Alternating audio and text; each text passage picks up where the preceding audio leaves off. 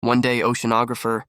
Tom's family, his wife Julia and two children, Cassie and Ben, set off on a yacht trip in the Caribbean Sea while Tom and Ben are busy fishing and Cassie is absorbed in her gadget.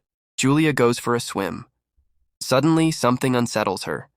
Julia looks around, but the sea remains as calm as ever. However, she feels a distinct sense of dread as though something large and dangerous is circling around at the same time. The instruments on the yacht start acting strangely, but Tom, preoccupied with fishing, pays no attention to them. Meanwhile, Julia feels worse and eventually begins to drown. She screams, but the family doesn't hear her. The water seems to shift and pull her farther from the yacht as the situation becomes critical. Tom finally hears her voice. He rushes to the helm and the yacht moves toward the distant. Tom dives into the water. With the children's help, they pull her aboard and revive her. Tom is angry as he always asks that swimmers notify the others when going into the water. Julia apologizes and the incident is soon forgotten. Besides, the family has a reason. To celebrate today is their son Ben's 13th birthday. Tom lights the candles on the cake and everyone congratulates Ben, who receives gifts, while Cassie takes a group photo of the happy family. At that moment, Cassie's boyfriend calls her. He asks her about the swim, but suddenly an intense storm begins in the background. Cassie is worried, but her boyfriend reassures her that he's safe. The connection cuts off. Cassie tells her parents about the storm on land, but then everyone feels some jolts, rushes to the deck, and sees massive whale carcasses surfacing around the yacht. Tom explains that sometimes whales get disoriented during storms, but these animals are pushing the yacht, threatening their safety. Tom dives into the water and soon returns aboard injured while trying to figure out what's going on. He cut himself on the propeller. Julia stitches up the cut on her husband's shoulder, and he explains that the yacht's shafts seem bent, likely from a tail strike. Now they're unlikely to be able to sail away later. Cassie tries to re-establish communication, but there's no signal. The radio isn't picking up any signals either. Tom begins calculating their supplies. There's enough water for about 4 days. No more, but they were on a shipping route, so someone is bound to find them. However, ominous sounds come from outside, and when the family steps out onto the deck, they see glowing objects falling from the sky. They fall closer and closer, and Tom, taking a risk, starts the engine. He manages to steer the yacht away from the next meteorite, but the engine is finally damaged. The next object falls so close that the family can see they are artificial satellites of Earth. A strong wind starts blowing, and the instruments go haywire. The terrified family hides inside the yacht, which is being tossed by the waves. They put on life jackets and prepare for the worst when a strange, ringing sound is heard, causing nosebeds and nausea. Tom tries to signal for help with a flare gun, but it's all in vain. The family barely survives the night. In the morning, they were relieved to find themselves alive, but there's a gaping hole in the side of the yacht, and it's unclear why there's still afloat. The family goes outside and freezes in amazement. The water is gone, and their boat is standing on a rocky outcrop in the middle of a stony desert where the ocean once was. Sometime later, Tom tries to reassure his family, saying that not everyone could have perished. He takes measurements and realizes that the compass is lying. North isn't where it's supposed to be.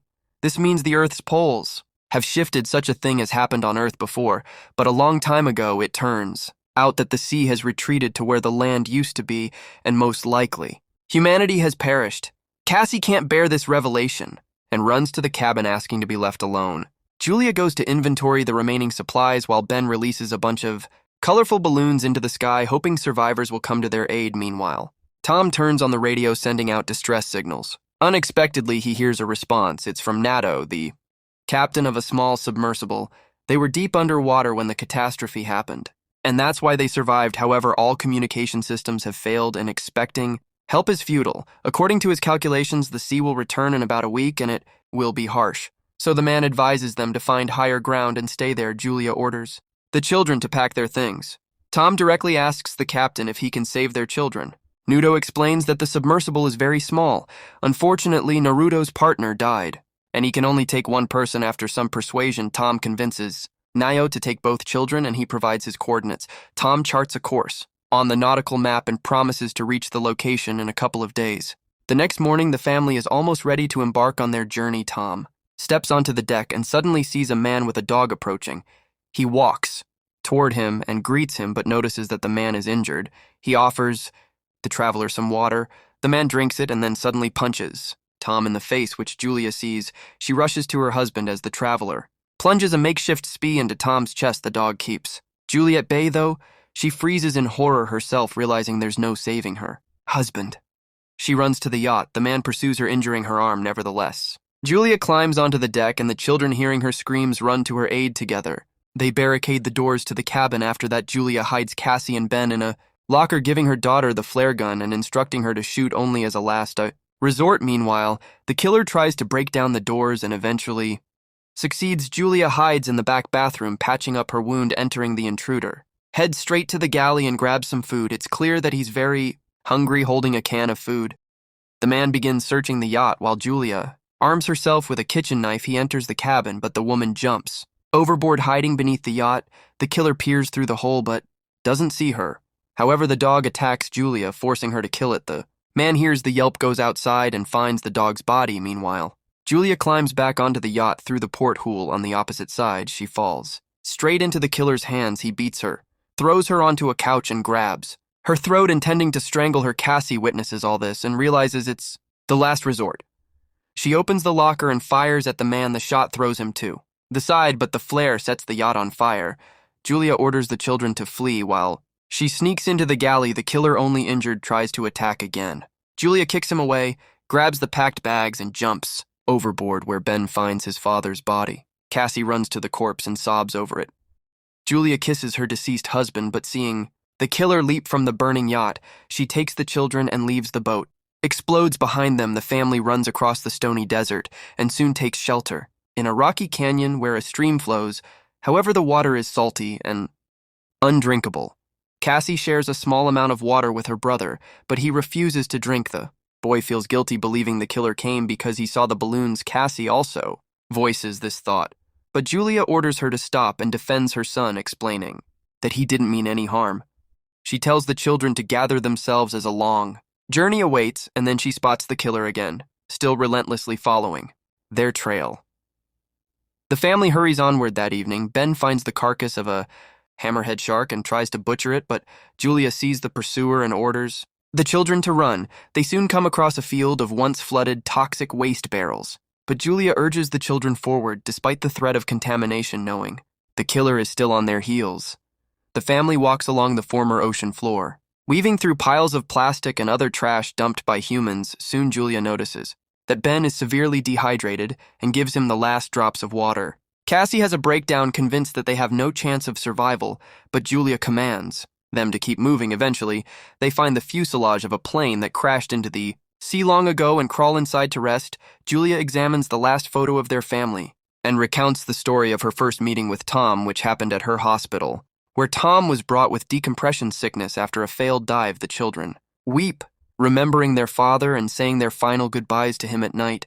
Cassie is awakened by a noise and steps outside to sit near the plane. Out of the darkness, the killer approaches her, unaware that the girl is acting as bait as he prepares to grab her. Julia ambushes him, stabbing the man with a knife. At dawn, the family prepares to continue their journey, only to discover the killer's body. Body has been scavenged, a sign that something even more dangerous than humans lurks in the desert. They move on.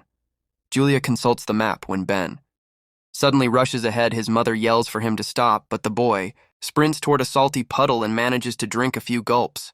Julia drags him away, but the boy becomes sick. Soon they come across some plastic chairs and build a makeshift shelter. From the sun resting inside it, suddenly Julia hears strange sounds. She steps outside and sees something that forces her to wake the children, realizing the new danger. They begin running.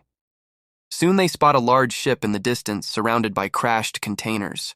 In a few wandering people, Julia calls out to them, but they, seeing thousands of giant crabs, dash into a container and lock the doors, ignoring her pleas for help. The three climb onto a container, though the crabs manage to wound Julia in the leg. Nevertheless, Julia, Cassie, and Ben sit on top, watching the crabs penetrate through a crack in the doors, killing everyone inside. Despite the people's attempts to fend them off, Julia ties a scarf around her leg and passes out. The next morning, she wakes up alone, terrified, and calls for the children, but it turns out the crabs have moved on, and the children had gone down to search for food and weapons.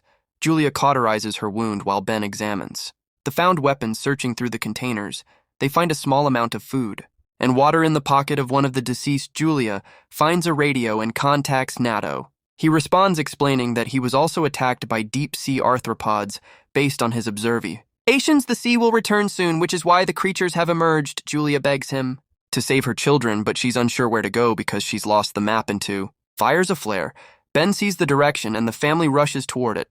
Soon they see a yellow submarine in the distance, but reaching it is difficult due to the terrain of the former seabed. Cassie dislikes her mother's talk about saving the children, but Julia refuses to answer and pushes the family onward.